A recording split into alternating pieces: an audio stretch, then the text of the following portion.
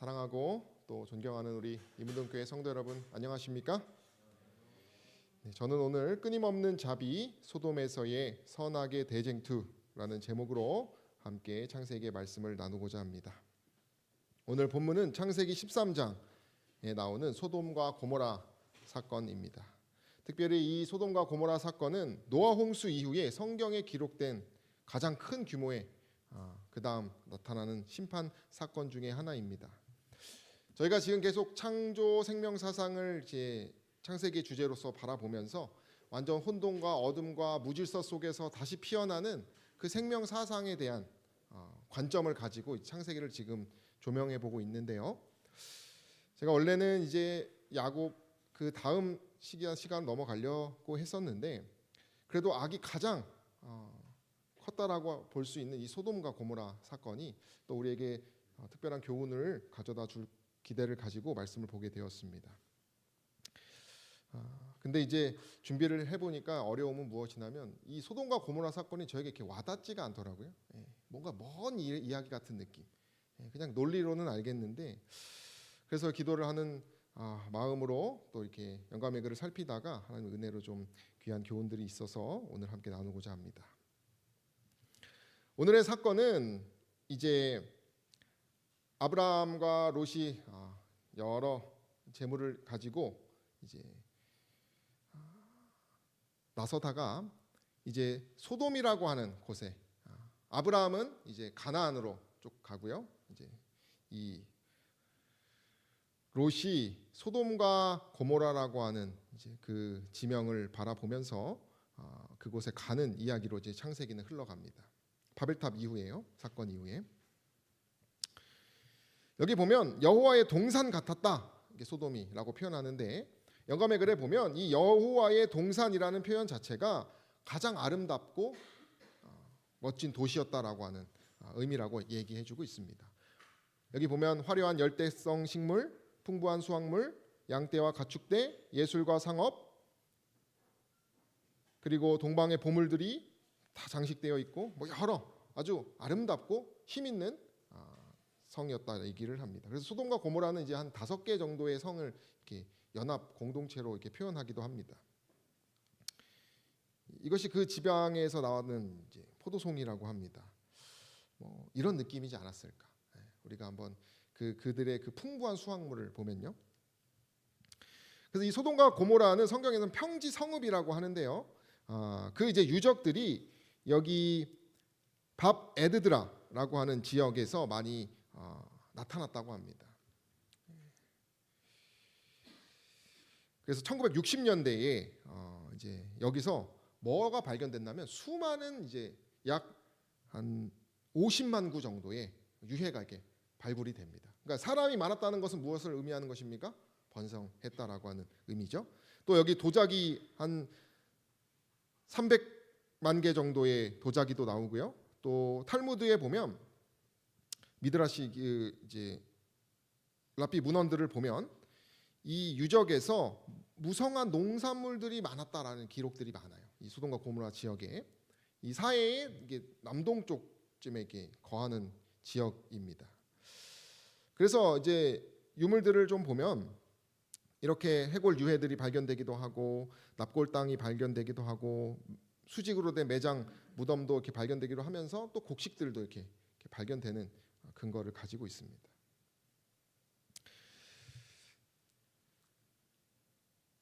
이제 롯이 소돔으로 이제 이주를 하게 됩니다. 그리고 제가 이렇게 보니까 롯이 이 소돔으로 가기 전에는 부패가 전면적인 것은 아니었다라고 표현되어 있어요. 그러면 제가 그게 궁금해서 좀 알아보니까 그럼 이 소돔이 롯이 간 다음에 완전 죄악이 만연해질 때까지의 시간은 언젠가 보니까 한 25년, 한 30년 전후로 이렇게 타락했다라고 하는 것이죠. 왜냐면은 이제 소돔이 멸망 때까지 아브라함의 100세 정도로 추정하고요. 그다음 롯이랑 분리됐던 시간이 한 75세, 아브라함 75세라고 하기 때문에 그러니까 저는 이걸 보면서 이 도시라고 하는 것이 세상 타락이라고 하는 것이 10년, 20년, 30년이면 완전 타락할 수도 있는구나 이런 생각도 현실적으로 해보게 되었습니다. 이 소돔의 땅이 멸망한 이 정신에 대해서는 에스겔서가 잘 말해주고 있습니다. 소돔의 죄악은 이러하니 교만함과 식물의 풍족함과 태평함이 있었다. 이렇게 얘기를 합니다. 그리고 또 무엇을 하지 않았습니까? 그들이 가난하고 궁핍한 자들을 도와주지 않고 압제하는. 그리고 거만하여 가증한 일. 가증한 일이 뭐가 있을까요? 우리가 니무롯에서 생각해 보면은 우상 숭배하는 일, 하나님을 반역하는 일, 그런 일들이 일어났다라고 하는 것입니다. 그래서 우리가 잘 알듯이 막 그들이 막 동성애를 하고요, 하나님의 사자들을 노인도 포함해 가지고 막 겁탈하려고 하고요, 집단적 광기와 폭력성이 나타나고요, 신성 모독이 일어나고요, 뭐 그런 수많은 일들이 잘 기록되어 있습니다. 영감의 글은 하나님처럼 되기보다는 뭐 같이 되었다고 설명합니까? 악마가 같이. 그래서 우리가 아브라함의 기도를 이렇게 보면은 50인 의인 말하다가 결국 몇 가지 줄어듭니까? 10인까지 줄어듭니다. 근데 실제로 구원받은 사람 몇 명이에요? 반도 안 되는. 죄에 대한 완고함, 정말 그들의 얼마나 악했는지에 대해서 우리는 알고 있는 것입니다. 배우게 되는 것이에요. 그래서 유다서에 보면 이렇게 이야기합니다. 우리 함께 읽어볼까요? 소돔과 고모라와 시작. 소돔과 고모라와 그 이웃 도시들도 저희와 같은 모양으로 간음을 행하며 다른 색을 따라가다가 영원한 불의 형벌을 받음으로 거울이 되었느니라. 자, 이게 보니까 결국엔 이제 멸망하는 도시의 거울이 소돔과 고모라여서 오늘날 소돔과 고모라는 뭘 상징합니까? 항상 이 죄가 어떻게 심판받는지 별로 좋지 않은 부정적인 표현이기도 합니다. 노아의 홍수가 기원전 한 2500년 정도로 추정된다면은 이 소돔과 고모라는요, 이 노아 홍수 이후에 한 500년 뒤에 또 심판받는 역사입니다. 바벨탑 사건하고는 한 130에서 150년 뒤 정도의 사건입니다. 그러니까 노아 홍수가 있은 이후에 바벨탑 사건이 한 100년, 300년, 좀 그 350년 이 정도 사이에 생기고 다시 또 여기서 150년 정도 뒤에 되니까 또 이렇게 소돔과 같이 타락하는 도시들이 생성되는 우리의 그 역사들을 우리가 생각해 봐야 하는 것입니다. 인간이라는 것이 타락하기가 너무 쉬운 거예요. 소돔과 고모라는 하나님의 심판의 가장 악명 높은 예 중에 하나입니다. 김영호 목사님의 책을 보면은 이런 표현을 합니다. 소돔과 고모라는 부요하고 풍성했기 때문에, 뭐하고 뭐 했기 때문에요? 부요하고 풍성했기 때문에 죄악적 쾌락을 탐했던 것 같다. 어느 시대나 동일한 것 같다. 오늘날 젊은 저희 청년 세대에게는 뭐가 없다고 항상 말합니까? 헝그리 정신이 없다고 얘기합니다. 그죠? 그런 것이 너무나 약하고, 뭐 초등학교 세대 뭐 그런 얘기 들으면은 지금 기성세대 분들의 그 신앙의 어떤 정신과는 너무나 다른, 그죠? 요즘 뭐 서울대 부모님이 다 연락해서 이렇게 체크한다고 하잖아요. 왜 우리 아들이 이런 점수를 받았느냐. 워낙 그렇게 풍성하고 그런 것이 다 갖춰 있다 보니까 정신이 약해지는 그런 모습들을 보게 됩니다. 어느 시대나 죄악적 쾌락이 이렇게 부요하고 풍성할 때 나타난다라고 얘기를 하는데, 보면은 태평한 도시들은 다 비슷합니다. 이 도시가 어느 도시입니까? 예루살렘입니다. 예루살렘도 똑같은 비슷한 모습으로 멸망을 합니다. 저희가 오늘은 이 소돔이 멸망하는 과정들처럼 몇 가지 도시들을 좀 살펴볼 것입니다. 그래서 거기서 교훈을 좀 얻으려고 하는데요. 영감의 글에 보면 헤롯이 다스리던 당시의 예루살렘은 이 지금 소돔하고 똑같습니다. 매우 아름답게 단장되었을 뿐만 아니라 탑과 성벽과 보루를 세웠고 구구절절 좋은 도시였다고 얘기합니다. 그래서 이 예루살렘이 멸망한다, 소돔이 멸망한다는 얘기를 비웃었던 것처럼 예루살렘 역시도 이것이 멸망한다는 얘기를 사람들이 비웃었어요. 왜냐하면 너무나 아름답고 힘이 있었기 때문에. 마치 노아가 당시의 사람들에게 취급되었던 것처럼 정신 빠진 경고자로 불리워질 수밖에 없었다는 것입니다. 이 성이 무너진다는 얘기를 하니까. 그러나 예수께서 천지는 없어지겠으나 내 말은 없어지지 아니한다라고 하는 말씀처럼 그 예언이 성취가 됩니다. 그들이 멸망한 근거에 대해서는 영감의 글은 이렇게 얘기합니다. 유대인들은 그들이 잘 착고를 스스로 만들었다 이렇게 설명합니다. 그들이 마실 복수의 잔을 스스로 채웠다라고 얘기합니다.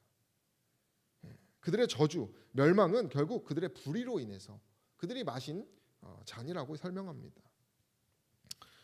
그리고 또 하나님의 자비를 완강하게 거절한 탓으로 성령이 떠나서 결국 그들이 심판을 하나님께서 허락했다라고 얘기를 합니다.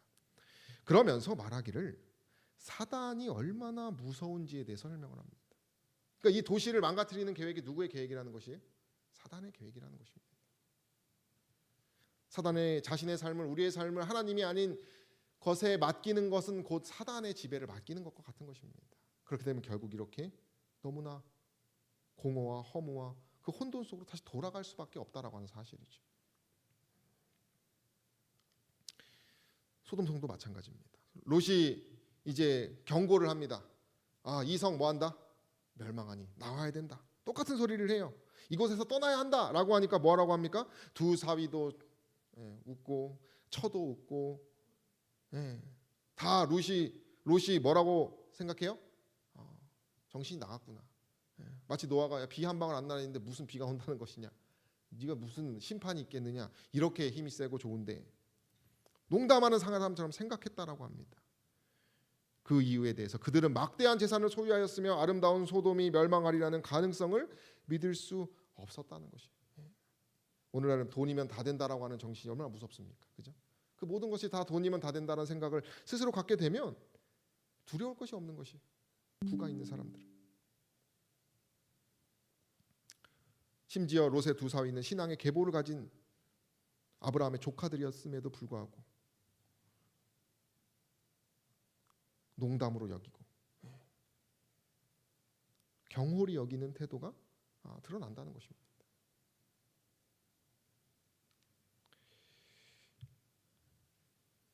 한 이제 신학자분의 고고학자, 영국의 고고학자분의 책을 보면은 결국 이 소돔과 고모라가 멸망을 하지 않습니까? 불과 유황으로. 그러면은 이제 여기 그 지역 전체가 그들을 덮친 것과 같은 재앙의 물질들로 가득 차 있다고 이렇게 얘기를 합니다. 그 중에 하나가 유황이에요. 유황이 여기 많다라는 것이. 그래서 여기 아무튼 여기 이것저것에 많은데, 우리가 여기가 지금 지역이 어디입니까? 사해 끝쪽이에요. 사해 가신 분들 아시겠지만 저도 이제 하나님의 은혜로 가봤는데 이렇게 둥둥 뜹니다. 근데 사해는 뜻이 뭐예요?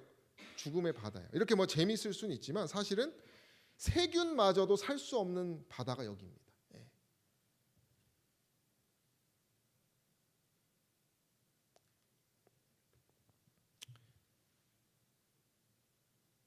그리고 유황 비누예요. 이것이 유황이 굉장히 많이 납니다. 사해에 제가 물속은 뭐가 있을까 이렇게 찾아보니까 아무것도 없습니다. 그냥 죽음의 바다가 맞아요. 그냥 소금이 잔뜩 있어가지고 아무것도 다시 다 그냥 사라져 버리는.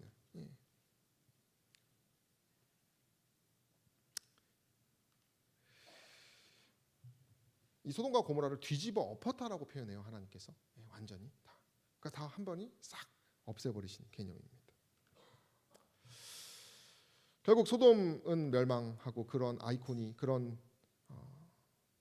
취급을 받게 됩니다. 이사야에서 보면 바벨론 도성도 뭐처럼 된다고 설명하고 있습니까? 멸망당한 소돔과 고모라 같이 된다 이렇게 설명하고 있어요. 여기 보면 그곳에 처할 자가 없겠고 거할 사람이 대대에 없을 것이며 라고 표현합니다. 마치 그 사해의 바다에 아무것도 살 수 없고 생명체 하나 살 수 없듯이 바벨론 역시도 그렇게 될 것이라고 예언하고 있습니다. 바벨론 유적 발굴 사진들을 보면은 그때 이제 이 이시타르 문도 이제 발견되고요. 수많은 이 수십만 개의 유적들이 고고학적 발견물들이 발견됩니다. 이게 수많은 수십만의 점토판들이 발견되면서 이 바벨론 왕국이 얼마나 위대했는지 역사학자는 그러지 않습니까? 지구상의 최고의 그 나라는 바벨론일 것이라고 이렇게 말할 정도로 우리가 바벨론을 이렇게 돌아보면은 이 바벨론 이 이시타르 문을 보면은 이게 다 이방 신들이에요. 다 여기 박혀 있는 동물들이요. 그래서 바벨론이라는 뜻은 신들의 문이라는 뜻이기도 하고요. 오늘날의 맨하탄처럼 가장 왕성한 도시였습니다. 느부갓네살 왕이 바벨론 도성을 짓고요. 여러분들 교과를 통해서 아마 배우셨을 것입니다. 얼마나 이것이 위대했는지. 그래서 성곽에는 마차 2개가 지나갈 정도로 하고 최고의 정말 풀 한 폭이 나지 않는 그런 땅에 이런 도성이 지어지게 됩니다. 그래서 EBS는 아주 잘 그 도성이 얼마나 위대했는지에 대해서 설명을 합니다. 이거 아마 오늘날의 이런 도시들을 생각해 보면 좋을 것 같습니다. 또 7대 불가사의 바벨론의 공중 정원까지 있습니다. 그들의 땅을 이렇게 대략 보면 물줄기도 다 끌어와서요, 이렇게 최대 제국이 일어납니다.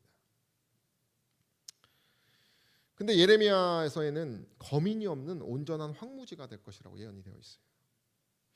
여러분, 근데 이제 저도 한 목사님 설교를 통해서 이걸 알게 됐는데, 여러분 보통 예전에 잘 나갔던 수도들은요, 지금 오늘날도 똑같이 잘 나가는 수도들입니다.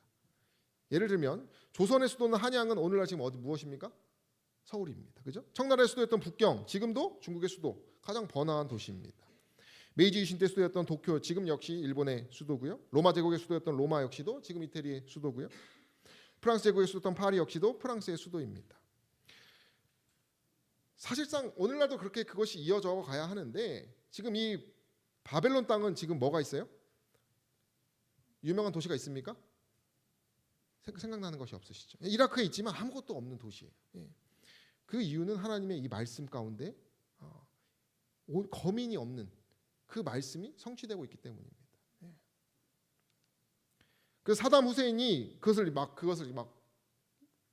재건하려고 노력을 많이 했어요. 근데 결국 사담 후세인이 어떻게 됐습니까? 처형당했죠. 그래서 지금 오늘날은 어떻게 되어 있나? 이 군인들이 그것을 지키고 있고요. 거기 가면 민간인 금지 구역이고요. 사람이 없는 땅이 돼버렸습니다. 그래서 이렇게 찾아가면 뭐 이렇게 비옥한 모습이 있지만은 지금은 그냥 이렇게 낙서만 되어 있는 아무것도 없는 그런 모습으로 그 도시가 멸망했다라고 하는 사실, 그리고 그 예언이 성취됐다는 사실을 우리는 보게 됩니다.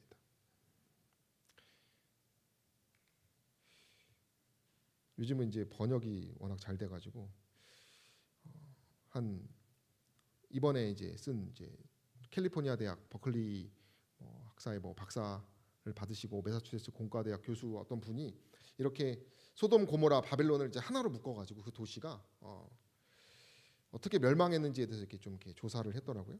여기 보면 결국에는 회개하지 않는 사악함 때문에 멸망당한 소돔과 고모라 역시 같은 개념으로 멸망당한 바벨론, 그것을 이제 엮으면서 오늘날 강대국들이 똑같은 길을 가고 있음을 이렇게 예언해주고 있습니다. 그래서 이제 미국과 이스라엘을 얘기하고 있는데요. 그 두 나라가 부패의 도덕이 타락되고 오만하고 부도덕과 우상숭배를 가지고 있고 제국을 확장하고 군사력이 과잉되어 있고 약소국에 대한 착취가 있고, 미국은 유대 기독교적 가치관에 뿌리를 둔 국가였고요. 또 열방의 빛으로 선택된 곳이 이스라엘입니다. 그런데 그들이 점점 이렇게 타락하고 있음을 이렇게 조명하는 모습이에요. 미국은 이제 용이 권세를 주는 나라로 우리는 잘 알고 있는데, 그냥 일반인 분이 이런 연구를 했다는 것이 저에겐 참 재미가 있었습니다. 바벨론의 정신은 무엇이냐면 그들은 스스로를 오만하게 믿었던 정신입니다. 소돔과 고모라와 같은 정신이요 예루살렘의 정신이기도 했습니다. 말하기를 내가 영영이 주모가 되리라 하고 이 일을 내 마음에 두지도 아니하며 그 종말도 생각지 아니하였도다, 이런 기록이 있어요. 주석에 보면 이 바벨론의 정신은 무엇이냐면 번영과 영광의 시기에 바벨론은 자신의 악한 행위와 오만함의 결과에 대해 생각지 못했다라고 얘기합니다. 왜 그렇습니까? 그들이 강대국이었기 때문에. 마지막 때의 비밀의 바벨론 역시도 애통을 당하지 아니할 여황으로 생각할 것이다라고 예언하고 있어요. 이야기하고 있습니다. 우리가 이 정신을 보면은 결국에는 그것이 다 망할 텐데, 사단도 똑같았죠, 그죠? 사단도 보면은 내가 하나님의 하늘에 올라 비기리라, 이런 정신이 있었어요. 그리고 아침의 아들 계명성이라고 하는 최고의 피조물 중에 하나였습니다. 최고의 피조물이었습니다. 그러나 그가 뭐라고 기록되어 있습니까? 성경에 보면 구덩이 맨 밑에 빠진다는 기록이 있어요. 악을 행하는 자의 후손 역시도 영영의 이름이 나지 못한다라고 얘기하고 있습니다. 하나님의 그 자리를 찬탈하려고 하는 여러 수많은 시도들은 이 사단과 같이 다 멸망한다는 우린 역사를 알게 되는 것입니다. 영감의 글에 보면 그 도시들을 멸망시키는 것이 하나님의 자비라, 이렇게 설명하기도 합니다. 그분께서는 자비로서 부패한 소돔의 거민들을 멸망시키셨다는 것입니다. 은혜를 거절하는 사람을 결국 멸망시키는 것이 하나님의 또 자비라는 것이죠. 그러니까 사단 역시도 그것을 음부에 빠뜨리는 것 역시도 하나님께서 최종적인 자비의 모습이기도 하다는 것입니다. 그래서 역사를 통해서 계속적으로 하나님은 그 자비의 모습을 우리에게 보여주고 있다라고 하는 사실이에요. 계시록에서는 큰 성 바벨론이 하나님에 의해서 무너질 것을 얘기하고 있습니다. 그리고 그 바벨론에서 나오라고 스테전사의 기별을 우리는 잘 알고 있어요. 불에 살라지리니 그를 심판하신 주 하나님은 강하신 자라고 하면서 분명히 바벨론의 무너짐에 대한 예언을 얘기하고 있습니다.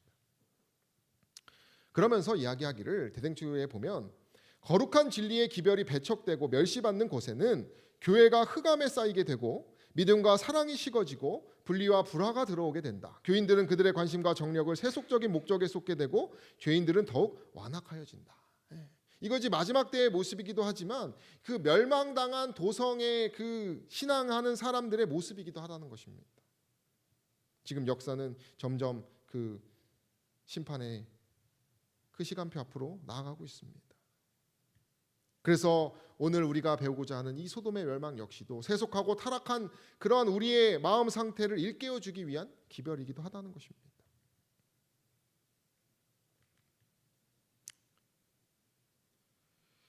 우리 초록색 부분과 빨간색 부분을 함께 읽어볼까요? 롯의 때와 같으리니. 시작. 롯의 때와 같으리니 사람들이 먹고 마시고 사고 팔고 심고 집을 짓더니 롯이 소돔에서 나가던 날에 하늘로서 불과 유황이 비오듯 하여 저희를 멀하였느니라. 인자에 나타나는 날에도 이러하리라. 저 여러분들이 이 날이 멀리 있는 날이 아니라고 하는 사실을 기억하시기를 바랍니다. 이 도시들이 분명히 멸망하고 그 역사는 계속 흘러가고 있습니다. 아까도 말씀드렸지만 소돔이 롯이 갈 때는 그렇게 타락하지 않았는데 25년, 30년 만에 뭐 했다 그랬어요? 완전한 타락을, 심판을 받았다는 것이 우리라고 아니라고 말할 수 없는 것입니다. 그럼 우리가 이 역사를 앞두고 우리는 어떤 정신을 가져야 하는가? 저는 우리가 하나님의 자비를 자꾸 생각해야 된다고 생각합니다. 심판이 아니라. 여기 보면 이스라엘 백성들, 그 이스라엘 도성을 멸망시키는 과정을 보면 이스라엘 백성들이 하나님의 사자를 비웃고 말씀을 멸시하며 그 선지자들을 욕하였다 이렇게 설명합니다. 이거 누구하고 똑같습니까? 롯을 욕하는 거하고 똑같아요. 그죠? 예. 나중에 보면 아브라함도 욕합니다. 그 소돔의 성에 있는 사람들이. 그러나 거듭 배반에도 불구하고 그분의 자비가 뭐합니까? 회개하기를 탄원하고 있다는 사실을 기억해야 됩니다. 그분의 자비가 끝이 없다는 것입니다. 그 백성과 그 거하시는 곳을 아끼사 부지런히 그 사자들을 그 백성에게 보내셨다라고 얘기합니다. 그 사람이 누구냐면 아브라함입니다. 아브라함의 성실함은 그가 체류하였던 모든 나라 백성들에게 하나의 빛이라고 설명합니다. 아브라함은 주위에 있는 백성들과 담을 쌓고 살지 않았다고 얘기합니다. 이 아브라함은 누구를 표상하는 것이에요? 그리스도를 표상합니다. 소돔의 주민들에게까지도 하늘의 하나님께서는 당신의 대표자를 통하여 알려지셨다 이렇게 얘기합니다. 그러니까 이 아브라함의 무용담과 아브라함의 소식과 아브라함이 이제 나중에는 또 뭐도 옵니까? 전쟁도 이렇게 도와주러 오잖아요. 그 모습을 통해서 이 소돔의 도시 사람들은 뭘 했어야 돼요? 각성하고 깨어 있었어야 되는데 그러지 못했다는 것이죠. 아브라함의 정신은 그리스도의 정신이라고 얘기합니다. 그는 소돔과 같은 파멸로 달려가는 영혼들에 대한 긍휼을 가진 사람이었어요. 이것이 누구의 정신이에요? 그리스도의 정신입니다. 날마다 누군가의 은혜의 시기는 끝나고 있다고 그랬어요. 시간마다 누군가는 자비가 미치지 못하는 곳으로 넘어가고 있다고 그랬습니다. 그런 가운데서 그리스도의 정신을 가지고 그들을 깨우치기 위하여 간 아브라함처럼 예수 그리스도도 오늘날 우리 시대에 계속해서 선지자들과 선지자의 권면과 말씀을 통하여 뭐하라고 하고 계신 것이에요? 우리 보고 각성하고 깨어있으라고 말하고 있다는 사실입니다. 우리가 아브라함의 생애를 쭉 보면 아브라함은 싸우는 걸 싫어했던 사람이에요. 이 롯이 욕심이 있었어요. 그래서 자꾸 가진 게 많으니까 다툴 일이 있으니까 아브라함이 뭐라 그랬습니까? 창 13장에 보면 서로 다투지 말자. 너가 좌로 가면 내가 어디 가겠다? 우로 가겠다. 우리 이런 정신, 정말 이것이 그리스도의 정신인 거예요.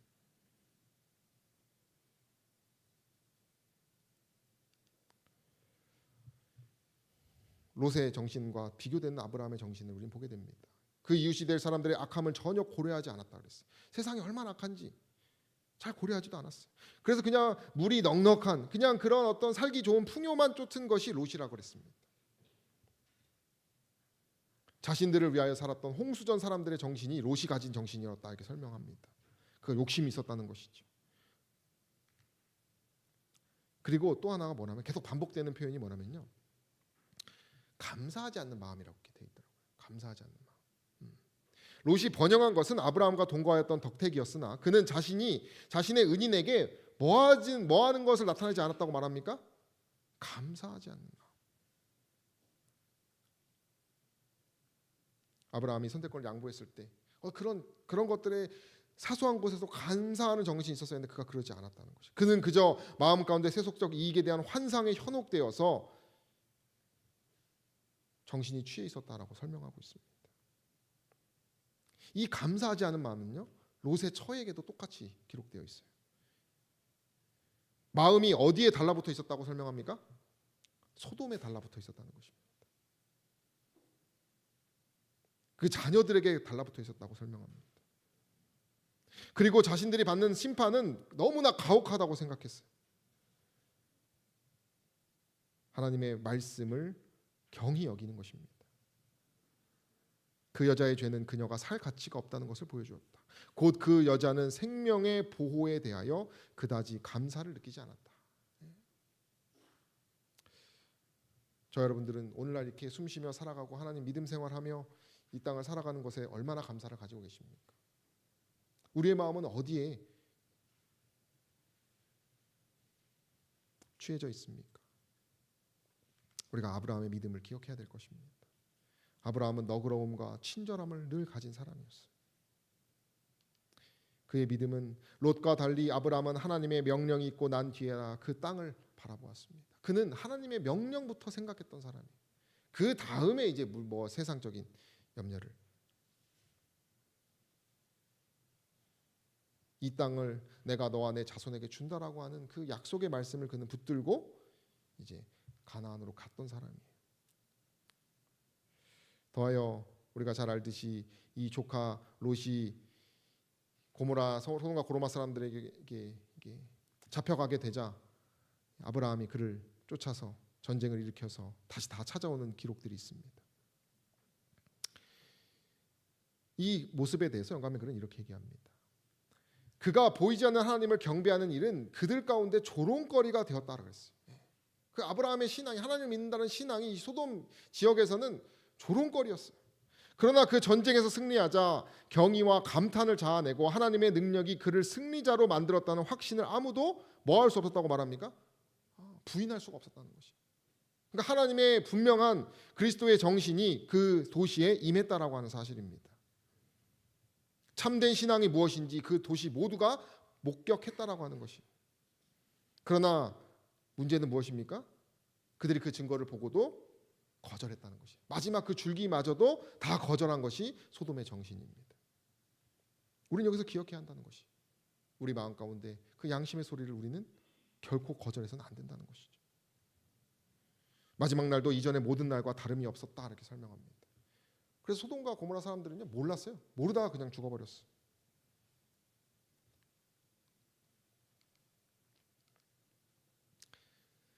우리 함께 읽도록 하겠습니다. 노란 부분만 읽겠습니다. 우리는 시작. 우리는 우리가 누리는 평안과 안전에 대하여 그리스도께 얼마나 큰 빚을 지고 있는지 알 수 없다. 사람들을 사단의 지배에 완전히 빠지지 않도록 해주는 것은 하나님의 억제하시는 능력이다. 한 선배 목사님이 이런 얘기를 합니다. 난 이 36동, 회기동 그리고 목회자라는 울타리가 너무 감사하다. 신학과에 들어간 이유가 나는 탁과에 갔으면 소돔과 고모라에 빠졌을 것이다. 이 안식일과 목회자와 36동은 정말 안전한 울터리다 이렇게 설명해요. 여러분들도 그렇게 생각하십니까? 우리가 하나님께서 주신 이 터가 얼마나 소중한지, 그리고 이 터를 지키고 있는 우리 각각의 영혼들이 얼마나 소중한지에 대해서 다시 한번 느끼시게 되기를 바랍니다. 그리고 또 하나, 불순종하고 배은 망덕한 자일지라도 악한 자의 잔인하고 사악한 세력을 막아주시는 하나님의 자비와 오래 참으심에 대하여 감사하여야 할 큰 이유가 있다는 사실도 우리가 기억해야 한다는 것입니다. 하나님은요 아무리 약해도 뭐 하실 분이에요? 이 소돔도 어떻게든 살리려고 했던 분. 예루살렘도 어떻게든 살리려고 했던 분이고, 바벨론 역시도 어떻게든 살리려고 할 분이고, 마지막 그 영적 바벨론에 미혹되는 사람들도 어떻게든 살리려고 하시는 분이 누구라는 것입니까? 우리 하나님이라는 사실이에요. 우리가 이 역사를 기억해야 한다는 것입니다. 여러분, 아브라함이 그 롯을 위해서 기도했어요. 그대로 섰다라는 표현이 히브리적 표현으로 그는 기도하는 선지자였어요. 이 소돔은 사실 50명도 없고 10명도 없는, 사실상 버려도 될 만한 가치 없는 사람들이었어요. 그러나 아브라함의 기도의 응답으로 하나님을 두려워하는 한 사람이 멸망을 뭐 했습니까? 면했어요. 그래서 롯의 딸들이 구원을 받았죠. 그리고 우리가 잘 알지만 롯의 후손이 이 딸들을 통해서 모압의 족속이 나오고, 이 모압 족속에서 누가 나타납니까? 롯이 나오죠. 물론 이 롯은 이제 말년이 안 좋았다 그랬어요. 그가 이게 불충성하던 그런 모습으로 이렇게 뭐 조용히 그의 삶은 끝났지만은, 그런 불순종의 어떤 뭐 그런 모습 가운데서도 그 후손을 통해서 그리스도와 또 연결해 주시는 분이 하나님이라는 것이죠. 우리가 이 하나님의 자비에 대해서 오늘날 더 생각하시면서, 정말 우리가 얼마나 악한 죄를 가졌다 할지라도 그분께서 우리를 결코 멸하지 않고 살리려고 하신다라고 하는 그런 분이라는 사실을 기억하는 저 여러분 되시길 간절히 소망합니다. 중국의 한 장백기라고 하는 여성분이 있는데, 그분 이야기가 있어서 제가 이렇게 보다가 좀 가지고 왔습니다. 허난선 낙양의 한 시골에서 폐지와 고물을 파다 생계를 유지하던 장상치라고 하는 분이 있어요. 50세에. 이제 그분이 이제 숲속 풀집에서 뭘 발견하냐면 갓난아기를 발견합니다. 그래서 이 부모를 찾으려다가 아무리 찾아도 못 찾아요. 그런데 가만히 아기를 얼굴을 보니까 비둘기를 뽀얗고 하얗고 또 비둘기 닮았다 그래서 백기라고 이렇게 이름을 지었다고 합니다. 그러나 생계가 매우 힘들어서 너무 고생을 했고, 주위 친구들은 깔끔하고 도시락 먹는 것을 늘 부러워했다고 해요. 이 백기라는 청년이. 아버지도 많이 원망하고요. 그 어떤 모습이에요. 숲속에 버려진 자신을 주운 그 장백이 젊은 시절, 학창 시절의 모습인 것 같습니다. 친구들하고 이렇게 놀고 있는데 하루는 마을 친구들의 하굣길에 폐지를 줍는 아버지를 발견해가지고 아버지를 막 뭐라고 하면서 친구들 돌아다니지 않는 밤에 다니라고 이렇게 막 했다고 해요. 근데 나중에 이제 이 장백기 씨가 후회하는 말을 할 때 다 알려진 얘기예요. 그리고 고등학교 때 자신이 아버지의 친딸이 아니었다는 것을 알게 됩니다. 그리고 아버지가 최대한 자신을 건강하게, 자신을 버리지 않고 키웠다는 것을 알게 됩니다. 그래서 학교를 졸업하자마자 서빙, 매점, 캐시어, 식당 설거지, 노상, 여러 이런 일들을 하다가 노상 물품을 판매하는 것을 알게 돼요. 그것을 그러면서 그 인터넷으로 이제 화장품 홍보하고 그런 것들을 이제 알게 돼요. 근데 자신의 이제 달란트하고 잘 맞아서 그런 상품들을 팔기 시작합니다. 그래서 그것이 흔히 대박이 나서 CEO가 되고 뷰티 브랜드를 만들고 한화 약 200억 상당의 자산 가치가 되는 회사로 키우게 됩니다. 그 커리어가 꽃을 피울 때 그가 돌연 이걸 다 팔아요. 그리고 뭘 하냐면 70이 넘은 아버지와 시간을 보냅니다. 관심을 많이 받을 때 그는 은퇴하고 아버지하고 생애를 보내고 살아가요.